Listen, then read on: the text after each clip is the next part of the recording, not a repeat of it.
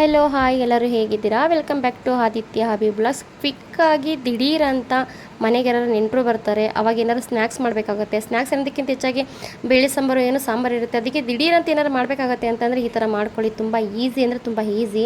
ಮೊದಲನೇದಾಗಿ ಒಂದು ಬಾಳೆಕಾಯಿ ತೊಗೊಳ್ಳಿ. ಬಾಳೆಕಾಯಿ ಇತ್ತು ಅಂದರೆ ಬಾಳೆಕಾಯಿನಲ್ಲೂ ಮಾಡ್ಬೋದು, ಆಲೂಗೆಡ್ಡೆನಲ್ಲೂ ಮಾಡ್ಬೋದು ತುಂಬ ಈಸಿಯಾಗಿ. ಮೊದಲನೇದಾಗಿ ನಾನು ಬಾಳೆಕಾಯಿನ ನೀಟಾಗಿ ಎಲ್ಲ ಹೊರ್ಕೊತಾ ಇದ್ದೀನಿ. ನಮ್ಮ ಅಪ್ಪಂಗೆ ಕೊಟ್ಟಿದ್ರು, ಎಲ್ಲ ನೀಟಾಗಿ ಕ್ಲೀನ್ ಮಾಡ್ಕೊಡಪ್ಪ ಅಂತ ಹೇಳಿದೆ. ನೀಟಾಗಿ ಕ್ಲೀನ್ ಮಾಡಿಕೊಟ್ರು ಅವರು, ಯಾಕಂದರೆ ಕೈಯೆಲ್ಲ ಬ್ಲ್ಯಾಕ್ ಆಗೋಗುತ್ತೆ ಅಂತೇಳಿ.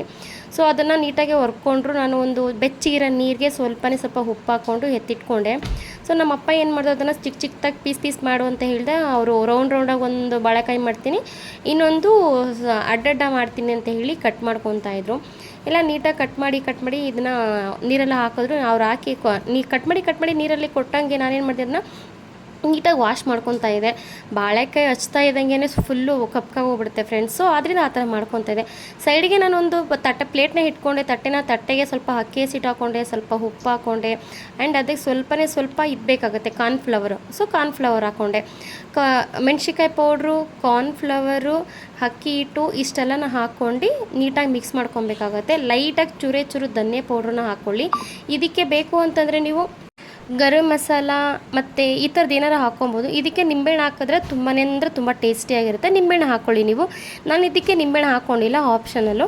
ಸೊ ನೀವು ಬೇಕು ಅಂದರೆ ಹಾಕ್ಕೊಳ್ಳಿ, ತುಂಬ ಟೇಸ್ಟಿಯಾಗಿರುತ್ತೆ. ಇದ್ರ ಜೊತೆ ಸ್ವಲ್ಪ ಕಸ್ತೂರಿ ಮೆಥಿನ ಹುರಿದ್ಬಿಟ್ಟು ಪೌಡ್ರ್ ಮಾಡಿ ಹಾಕ್ಕೊಂಡ್ರೂ ತುಂಬ ಅಂದರೆ ತುಂಬ ಚೆನ್ನಾಗಿರುತ್ತೆ.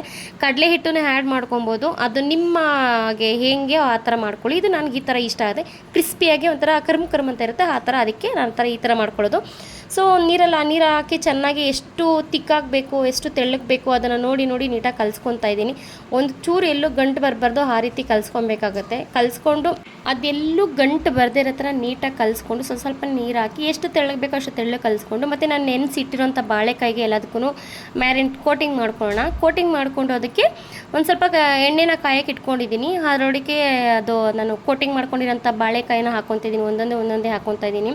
ನಾನಿಲ್ಲಿ 2 ಥರ ಮಾಡ್ತಾಯಿದ್ದೀನಿ. ಒಂದು ರವಾ ಫ್ರೈ ಒಂದು ಮಾಡ್ತಾಯಿದ್ದೀನಿ, ಮತ್ತು ಪ್ಲೈನ್ ಒಂದು ಮಾಡ್ತಾಯಿದ್ದೀನಿ. ತುಂಬ ಅಂದರೆ ತುಂಬಾ ಚೆನ್ನಾಗಿರುತ್ತೆ. ನಿಮ್ಗೆ ಯಾವ ರೀತಿ ಅನುಕೂಲ ಆಗುತ್ತೋ ಆ ರೀತಿ ಮಾಡ್ಕೊಬೋದು. ಪನ್ನೀರ್ನು ಕೂಡ ಇದೇ ರೀತಿಯೇ ಮಾಡಿದ್ರೆ ಅದೂ ಕೂಡ ಚೆನ್ನಾಗಿರುತ್ತೆ. ಬಟ್ ಶುಂಠಿ ಬೆಳ್ಳುಳ್ಳಿ ಪೇಸ್ಟ್ ಹಾಕಬೇಕಾಗತ್ತೆ. ಪನ್ನೀರಲ್ಲಿ ಮಾಡ್ತೀನಿ ಅಂದರೆ ಶುಂಠಿ ಬೆಳ್ಳುಳ್ಳಿ ಪೇಸ್ಟ್ ಹಾಕಬೇಕಾಗುತ್ತೆ, ತುಂಬ ಟೇಸ್ಟಿಯಾಗಿರುತ್ತೆ. ಇದರಲ್ಲಿ ನಾನು ರವಾ ಫ್ರೈನು ಮಾಡ್ತಾಯಿದ್ದೀನಿ ನೋಡಿ, ಬೇಕಿದ್ರೆ. ಅಂದರೆ ತುಂಬ ಚೆನ್ನಾಗಿ ಬರುತ್ತೆ. ರವಾಗೆ ಸ್ವಲ್ಪ ನೀವು ಉಪ್ಪು ಹಾಕ್ಕೊಳ್ಳಿ. ನಾನು ಇಲ್ಲಿ ಉಪ್ಪು ಹಾಕ್ಕೊಂಡಿಲ್ಲ, ಯಾಕೆಂದರೆ ಅದರಲ್ಲಿ ಸ್ವಲ್ಪ ಉಪ್ಪು ಒಂಚೂರು ಜಾಸ್ತಿ ಆಗಿತ್ತು ಅನಿಸ್ತು ನನಗೆ. ಸೊ ಅದರಿಂದ ನಾನು ಉಪ್ಪು ಹಾಕ್ಕೊಂಡಿಲ್ಲ. ಫೈನಲಿ ನೋಡಿ ಎಷ್ಟು ಚೆನ್ನಾಗಿ ಬಂದಿದೆ, ಎಷ್ಟು ಗರಿಯಾಗಿ ಕರ್ಮ ತಿಂತೀರ ಕರ್ಮ ಅಂತ ಅಂತಿತ್ತು. ಅಷ್ಟು ಚೆನ್ನಾಗಿತ್ತು.